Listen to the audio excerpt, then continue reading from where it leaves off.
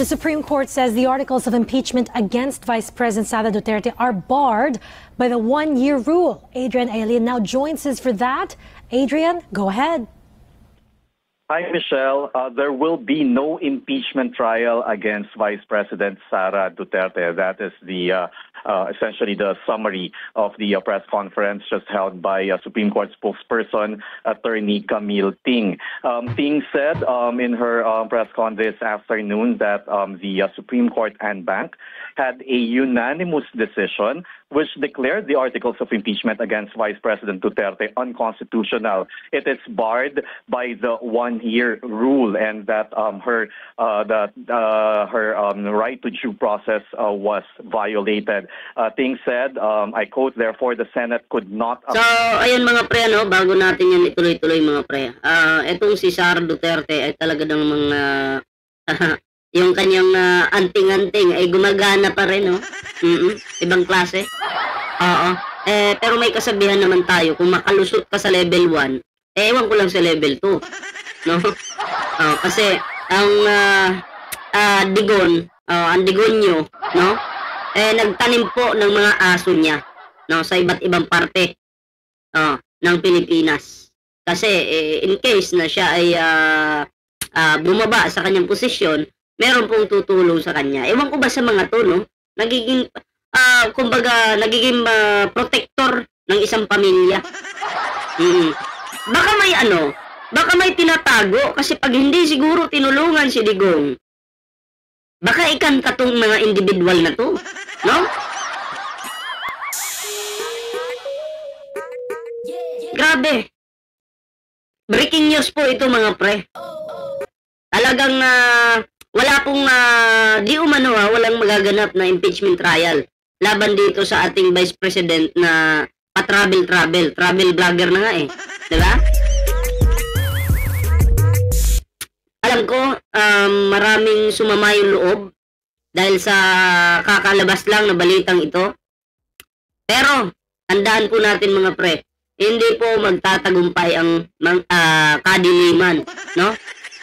Hindi po magtatagumpay ang mga yan.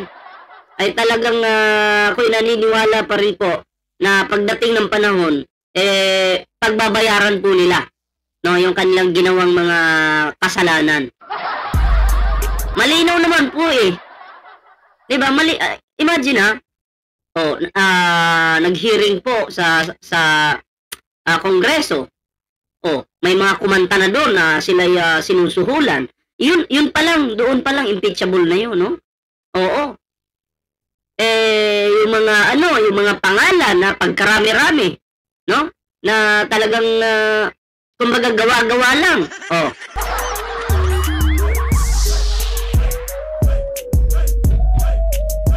Yung mga gawa-gawang pangalan, impeachable po yun. Mga ghost employees, di ba? Anong tawag doon? Tapos nakalusot pa rin. Ang tibay mo, di ba? Anyway, ito po yung ating bibigyan ng reaksyon ngayon mga pre. Para sa akin po, no? Para naman sa akin, unfair po kasi. Di ba? Unfair po kasi para sa mga Pilipino. Akalain mo, isang mayabang na pamilya, isang utak kriminal na pamilya, yung batas pinaglalaruan lang. Ewan ko lang kung kaya nilang paglaruan yung ICC, ha? Pero yung batas ng Pilipinas, kayang-kaya siguro nila. Tingnan mo. Bakit sinasabi kong pinaglalaruan nila? Tingnan mo, nasan siya ngayon? Nandun sa ibang bansa, sa The Hague. Pero sumasahod siya. Vice President siya. Diba? Kumusta yung kanyang trabaho? Nung in-interview siya doon, ano pong alam mo sa Pilipinas? Anong nangyari? Wala po akong alam. Araw dito, gabi doon, tulog sila doon. Tayo pa yung tulog. Siya yung walang alam sa issue ng Pilipinas. Grabe, ang layo talaga ng utak.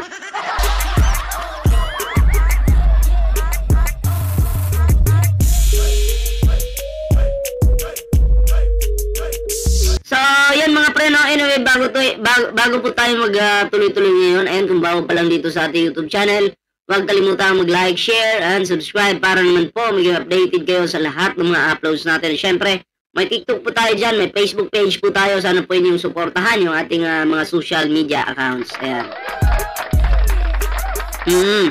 So, yun, mga pre, no? Bigyan po muna natin ito ng reaksyon. Itong video na ito. Panoorin po natin. DZMM Radyo Patrol Flash Reports. Mga kapamilya sa kapapasok na balita, Kapapasok na balita, ano? pasok na balita, idineklara ng Korte Suprema na unconstitutional ang Articles of Impeachment. Yeah. Marami pong itinanim na si Digong dyan eh. Marami na pong tinanim si Digong.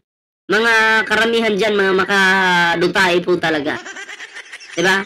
Kaya po pala, itong sila Chis Escudero, delay nila. Parang wala lang, naglalaro lang po sila dyan sa Senado. Papasa nila sa Kongreso, pasa ng Kongreso yung Kongreso seryoso sa trabaho. Then pasa agad ng Kongreso sa kanila. Yung pala style, dinidelay nila. Diba? Kasi may inaantay pala sila. May plano palang ganun. Galing ah. Laban kay Vice Presidente. Alam mo, kasalanan mo to, Chis. Oh, ang bagsak ng sisi dito ng mga Pilipino papunta sa'yo. Sara Duterte dahil sa umiiral na one-year rule. Ang balita mula sa Korte Suprema, hatid ni Radyo Patrol, Steve Ras. Steve. Sana ulan, no? Si Lustay, masaya ngayon sa dahig. Masaya po ngayon. Tama, magsiselebrate po yun ngayon. Sigurado yan. Ay, nako. Tony, kinumpirma ni Supreme Court spokesperson Attorney Camille Ting na pati sa desisyon ng Supreme Court Anpang labag sa konstitusyon ng Articles of Impeachment laban kay Vice President Sara Duterte. Ayon kay Ting, hindi maaaring magkaroon ng jurisdiksyon ng Senado sa mga pagdinig kaugnay ng impeachment dahil sa one-year ban rule laban sa ika-4 na impeachment complaint. Ang unang tatlong complaint niya ay tinuturing na ibinasura o inaksyonan at wala ng ibang reklamong impeachment na maaaring tanggapin bago ang February 6, 2026. Bago ang February. Unang tatlong impeachment, binasura. Yung pang-apat, ano ba dito yung pang-apat? Meron bang pang-apat na impeachment? Meron ba? Ng jurisdiksyon ng Senado sa mga pagdinig kaugnay ng impeachment dahil sa one-year ban rule laban sa ika-4 na impeachment complaint. Ang unang tatlong complaint niya ay tinuturing na ibinasura o inaksyonan at wala ng ibang reklamong impeachment na maaaring tanggapin. Wala nang ibang reklamong impeachment na maaaring tanggapin. Yung unang tatlong impeachment, pangatlong impeachment ay binasura. Bago ang February 6, 2026, nilinaw ng Korte na hindi naalis ang pagkakapswelto ng Korte Suprema laban sa Vice Presidente. Ibig sabihin, ayon sa Korte, ang tanging dahilan lamang kung bakit ibinasura ang impeachment ay dahil lumabag ito sa patakaran na nagsasabing bawal ang higit sa isang reklamo kada taon laban sa isang opisyal. At yan ang balitang kumpirmado, sigurado, ito. Bawal ba yung maraming reklamo?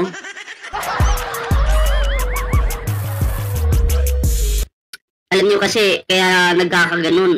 Ano na lang yun eh. Makadigong kasi yung mga nagdidesisyon. Makaduterte kasi. Hindi para sa bayan, hindi para sa bansa. Pero kung ikaw, para ka sa bansa, para ka sa Pilipinas, titingnan mo yan eh. Teka, sino ba yung matimbang sa dalawa? Sino ba yung talagang may violation? Oh, kung may violation siya, eh dapat talagang managot. Diba? Kung wala naman, eh walang problema, 'di ba? Kaya pala galit na galit si Sara dito sa mga namimigay ng ayuda. Kasi alam niya talaga na makakalusot siya dito. Bakit? Bakit mo na-connect? Parang ganito ba? Uy, huwag niyong ipapamigay yung ayuda sa mga Pilipino. Wala akong malalamon na budget. Pag pinamigay niyo lang yan. Galing. Grabe. Ang Radyo Patrol. Ito, sunod natin to. The Supreme Court says the articles of impeachment against Vice President Sara Duterte are barred by the one-year rule. Adrian Alien now joins us for that. Adrian, go ahead. Hi, Michelle. There will be no impeachment trial against Vice President Sara Duterte. That is There will be no impeachment trial, laban dito kay Sara. Ay, the essentially the summary of the press conference just held by Supreme Court spokesperson Attorney Camille Ting. Ting said in her press con this afternoon. ano ba to si Attorney Camille Ting? Ting. Ano ba to? Ito ba'y tinanim ni Digong dyan or hindi? Pa-comment nga kasi ngayon ko lang narinig yung pangalan niya That the Supreme Court and Bank had a unanimous decision which declared the article Unanimous pa! of impeachment against Vice President Duterte unconstitutional. It is barred by the one-year rule, and that her right to due process was violated. Ting said, I quote, "Therefore, the Senate could not acquire jurisdiction over impeachment proceedings." So again, Alam na talaga to nila Bato noon pa. Hindi lang nila ito isinapubliko na ito pala yung kanilang diskarte or huling baraha. Para umabot sila dito, ang ginawa nila, i-delay nila. Kaya kasalanan mo talaga to. Cheese Escudero. Wala namang ibang sisisihin dyan. Cheese, bukod sa mga aso ni Digong, yan si Cheese din. Diba? put, there will be no impeachment trial against VP Sara Duterte. Again, this concerns the first 3 impeachment complaints filed Kaya against... palang yabang niya magsalita, no? Kaya palang yabang niya na magbitaw ng mga salita kasi may inaasahan siya.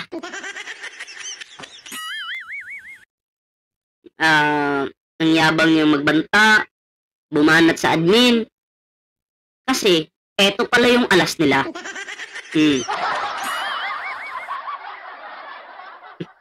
Pero sa bagay, huwag kayo mag-alala, may ICC po. The Vice President. Ting said that these first three complaints were archived and deemed terminated or dismissed, and therefore no other impeachment complaints. First three filed against the Vice President. Ting said that these first three complaints were archived. So yung tatlong mga ano na yun, yung impeachment, no? Kasi sunod-sunod yun eh. Na mga grupo nag-file ng impeachment laban kay Sara Duterte. So wala na yun. Dismiss na yun. Or kumbaga, wala na. No? So bawal na naman sa pagkakaintindi ko, bawal nang tumanggap, no, ng panibagong impeachment laban dito kay Sara Duterte. So ang violation pala dito, kasi sa isang taon, dapat isang impeachment lang. Parang ganun. Diba? So, 3 kasi yun, sunod-sunod. No? Kaya, ganun yung nangyari. Dismiss. So, okay lang ba na maging vice pa rin ito si Sara? At patuloy na manira sa gobyerno? Maawa kayo sa mga Pilipino. Ang gagawin lang naman yan, manira. Magbakasyon. Hindi magtatrabaho yan. Ay, naku po. And deemed terminated. Kung violation pala yung sunod-sunod na 3 impeachment, dapat yung 2 lang yung ibasura. Yung nauna, dapat tanggapin yun. In my opinion lang, ha? In my opinion lang. Kasi, bias eh. Diba? Or dismissed. And therefore, no other impeachment complaint may have been entertained before February 6, 2026. Tagal pa. Utang ina. Decision was unanimous. Ting said that Associate Justice Alfredo Caguioa inhibited and Associate Justice Maria Filomena Singh is on official leave. The Supreme Court decision was penned by Senior Associate Justice Marvic Leonen. Ting said the full copy of the decision will be uploaded on the Supreme Court website. Also, we asked if Attorney Ting announced that the decision of the... Bato! Grabe si Bato, oh. Grabe, nakikita ko yung tawa ni Bato ngayon, oh. Pati utak tumatawa. and bank is immediately executory. Although we announced if this is already the dead end as far as the House of Representatives is concerned. And Ting said they can always file a motion for reconsideration. But as of now, she said that the Supreme Court en banc decision against the impeachment trial is immediately executory. Also, one last thing, Ting said that the court is not absolving VP Sara. This decision of the court only concerns... Maliwanag yung ebidensya, no? Si Sara maraming violation, maraming pagkakamali. Ang pagkakamali lang siguro dito sa mga nag-file, 3. Nagsabay-sabay yung 3 impeachment. Yun lang naman eh. Kasi nakalagay po sa batas natin na ang panunuhol, impeachable yan. Ang panunuhol. Diba? Ano pa yung mga pagbabanta? Impeachable. Ang daming violation po na nakita ko na kapalpakan ni Sara Duterte. So pagpalagay natin mali nga yung 3, sunod-sunod na i-file mo yung impeachment na yan sa loob ng 1 taon, 3, violation, pagpalagay natin violation nga yan, teka lang, isang problema lang naman yan eh. O pagpalagay natin yung 2 na lang siguro, tanggalin yung isa ituloy, di ba? Ano sa tingin nyo? Bias, di ba? Grabe. Sabihin lang ng mga DDS yan, umiiyak na sila. Tangina. Kayo yung umiiyak. Kami, kampante lang. Bakit? Hindi naman tayo nagmamadali. Maniwala kayo sa akin. Matutulad kay Digong yan. Year bar against another impeachment, a second impeachment complaint. Never miss a story. So, yun mga pre, no? Wala daw pong gaganaping impeachment trial laban dito kay Sara Duterte. So, asahan na po natin, magyayabang na naman yung kabilang kampo niyan, lalabas na naman yung kanilang kayabangan, no? Normal naman yun pero sige lang, may kasabihan nga, masaya ka ngayon, patawa-tawa ka ngayon, pero bukas iiyak ka. Parang si Digong, diba? Mayabang ka ngayon, tumatawa ka ngayon, kinabukasan umiiyak. Nasa Bible po yan. So, ito na mga preno, bigyan po natin ito ng reaksyon, itong isang video dito, no, na si Pulong Paulo Duterte. Ayan gustong, may sinabi po si Pulong dito, laban po kay PNP Chief General Nicolas Torre. Panoorin po natin ito.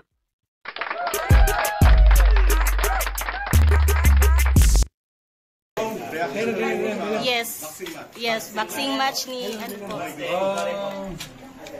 Papirmahon sa siguro na itong kalaban, basig mapuruhan, mamatay, mapriso ko igsuon, nanapod sila dahilan. Ay, oo nga, no? Kailangan papirmahin yung... Magpirmahan na lang siguro. Oo. Sa totoo lang gusto ko rin po na magpirmahan na lang siguro. No, kasi kawawa nga naman, no? Kawawa nga naman, baka mamaya may mapilayan pa kasi ang laki po ng katawan ni Baste, no? Ang laki po ng katawan ni Baste. Mamaya nga naman kawawa po si General Torre. Agree ako kay Pulong. Oo. Walang problema. Kung ako yung tatanungin, gustong-gusto ko ngayon sinabi ni Pulong Kasi lugi po sa laki ng katawan ni Basti po. Lugi po, no? Si PNP Chief Nicolas Torre dito. Panoorin natin. Barbilat, Barbilat, Barbie, Barbie, Barbie, Barbilat, Barbilat, Barbie, Barbie, Barbie, Barbilat, Barbilat, Barbie, Barbie, Barbie, Barbilat. Isa pa! Barbilat, Barbilat, Barbie, Barbie, Barbie, Barbilat, Barbilat, Barbie, Barbie, Barbie, Barbilat, Barbilat, Barbie, Barbie, Barbie, Barbilat.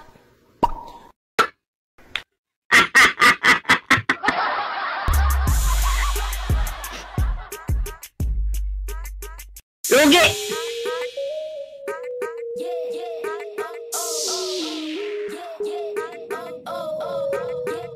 Lugi po si PNP Chief Nicolas Torre doon. Kailangan nga naman pumirma. No? Eh, lugi nga naman talaga. Sabi ni Pulong dito. Saan na ba yun? Yan. Yes, boxing match ni ano po. Papirmahon sa siguro na itong kalaban, basig mapuruhan, mamatay, mapriso ko igsuon. Baka mamatay daw. Si PNP Chief Nicolas Torre. Sino ba yung bakla? Sino ba yung takot? Yung bakla makakapatay? Kasi sa Pilipinas kasi, pag hindi ka, ikaw yung naghamon, tapos pinalagan ka, at hindi ka, kumbaga, dinedma mo na lang, ang tawag sa'yo bakla. Nababakla ka. Diba? Tapos sasabihin mo, baka makapatay. Baka makulong yung kapatid mo. Tandaan natin, ang boxing legal yan. Legal ang boxing. Pero yung suntukan, hindi legal yan. Ngayon, gets mo? Ito, pinalaga na nga lang ni General Torre na boxing na lang. Wag na lang yung suntukan. Kasi baka pag tinamaan si Baste, biglang mamatay. Baka sa General Torre pa yung makulong. Okay na yung boxing, at least, hindi nakakamatay yun. Mabubugbog ka lang, di ba? Baliktad ka Pulong eh. Nanapod sila dahilan. Magterminar sila sa bugado. Mas mayo na. Puro mga sila isog. Kaya ko, manghagit na po ko. Lain ako hagiton, di ko manghagitan. Lain mga kong hagiton kay mga ano man, mga chicks. Kanang mga pok-pok na chicks ba? Lain man akong hagiton. Yung ano ba? Iyot man ba? Iyot man. Alay man ko, kay iyot man ko. Iyot man para sa kalibugan. Gamay po lang. Gamay po kayo na yung gihagit. Dito taas maghagit. Tama to iyahang ko. Yun na nga maliit nga. Diba? Pero natatakot pa siya sa maliit. Bakit ganun? Yabang niyo, puro kayo salita. Maliit yung hinamon mo. Hindi, kahit maliit, hindi mo naman kayang labanan. Kondisyon. Kapag gusto ninyo mutabang ng baha, kamo, ikaw, PNP Chief, daghan naman kagkwarta, kabalo man tahan na, pili mong gidawat pag-alsa sa akong amahan. Ano, hindi na lang kamo donate diretso sa gibahaan? Gibuhat pa ng kondisyon sa ako igsuon, magsumbaganay ram. Karon na. Siyempre naman kasi, yung naghamon kasi, yung kapatid mo. Si General Torre naman, nag-react lang. At pinalagan yung kapatid mo. Malay ba ni General Torre, matatakot pala yung kapatid mo. Sinisindak lang pala, magaling lang pala manindak eh. Kondisyon. Kung musulti na yung mga presidente mag-hair political test at tanan, usbon, sag naupaw na po, usbon na po nato. Teka lang, wag niyong iligaw yung issue. Hindi naman hair political test yung issue dito eh. Kasi tandaan natin, ang unang naghamon ay yung kapatid mo. Naduwag naman pala. Kapatid mong daga ng Davao City. Hindi naman hair political test yung pinag-uusapan dun. Boxing. Bakit nililihis niyo yung issue? Diba? Ang layo! Hadlok anong drug test. Namoy gitago? At bakit daw matatakot kayo sa drug test? May tinatago ba kayo? At sino ba kayo para utusan yung presidente ng Pilipinas? Eto na lang. Bakit ka matatakot sa boxing? Bakla ka ba? Yun na lang eh. Bakla ka ba? Ang bira. At eto pa mga pre, bigyan natin to ng reaction kasi si PNP Chief General na Nicolas Torre ay parang mayayari, no? Yayariin si Baste dito sa pamamagitan ng pagsampah ng reklamo. Ito po, panoorin natin. Ireklamo ng hepe ng Police Regional Office 11 si Davao City Mayor Baste Duterte dahil yan sa patuloy na patutsada nito sa kanya. Nag-ugat sa Rigodon sa Davao City Police. Nasa frontline ng balitang yan, si Gary De Leon. Nagbabalak na raw kasuhan ni Davao Police Regional Director Brigadier General Nicolas Torre III. Ayan na, nagbabalak na po magkaso si PNP Chief General Nicolas Torre dito sa mayabang na si Baste. Hindi, ayaw pumalag sa boxing, edi kasuhan na lang. Ano kayang ikakaso? Tingnan natin. Davao City Mayor Baste Duterte na sa patuloy na patutsada nito laban sa kanya. Kasunod na nangyaring balasahan sa Davao City Police kung saan 3 beses pinalitan ang hepe nila at inalis din ang 19 na station commanders noong Hunyo. Paglilinaw ni Torre, hindi libel ang balak ng ikaso sa alkalde pero tumanggi muna siyang i-detalye. Hindi libel. Ano kaya ito, no? Kasi marami ng alam mo naman si Baste, walang preno yung bunganga, diba? Yan posibleng reklamo. Hindi libel, siyempre. Mo na ako, I'm not really inclined to file libel cases against people. No, diba? This is the beauty of democracy and sa itim kong to, sa kapal ng balat ko, hindi na ako tinatablan yan. Let's cross the bridge when it's there. Matatandang mas lumala ang away ng dalawa ng pagmumarahin. Masakit yung ipin ko. Ginagaya ko yung tatay ko naduwag Yung tatay ko duwag, ginagaya ko. Tapos, patato ako dito para magmukhang astig. Pero daga talaga ako. Ni Mayor Baste si Torre, nagbanta pa ang alkalde na gusto raw niyang sampalin ng regional director ng Davao. Yun yung noon Noon yun, di ba? Na yung hinuli si Kibuloy. Bit-balikat lang ito lahat ni Torre noong una, pero pumalag na siya ng tawaging professional na sinungaling ni Mayor Baste. Matapos niyang ibunyag ang umanay irregularidad sa Davao City Police, gaya ng pangmamanipula umano sa mga blatter. Safe yung Davao, pero yung mga blatter minamanipula. Ganon ka-safe yung Davao. Sino pong nag-booking yan? Wala namang iba, kundi si PNP Chief General Nicolas Torre lang naman. Diba? Siyempre, yung mga tangang DDS vlogger na taga Davao, hindi po sila magsasalita patungkol dyan. Takot. Walang bayag. Diba? Para pagmukain umanong mababa ang mga krimen sa lungsod. Anong ireklamo? So anyway, yun lang naman yung video, no? Wala pa, malabo pa po sa laway ni Banang, no? Hindi po talaga yan magpapakita si Baste. Kasi nagdadahilan na po, no? Dami ng palusot. So, yun lang yung ating video ngayon. Ayan, syempre, no? Bago po tayo magtapos sa ating video ngayon, mga pre, and kung bago ka pa lang dito sa ating YouTube channel, huwag kalimutang mag-like, share, and subscribe. And also, ring the notification bell para naman po, no? Maging updated po ang lahat sa ating mga uploads. At syempre, meron po tayong TikTok, may Facebook po tayo. Ayan. Ayan, sana po ay inyong suportahan yung ating mga social media accounts. And so maraming salamat po sa inyo. And kita-kits po tayo mga pre sa susunod na video. Ingat po kayo lahat.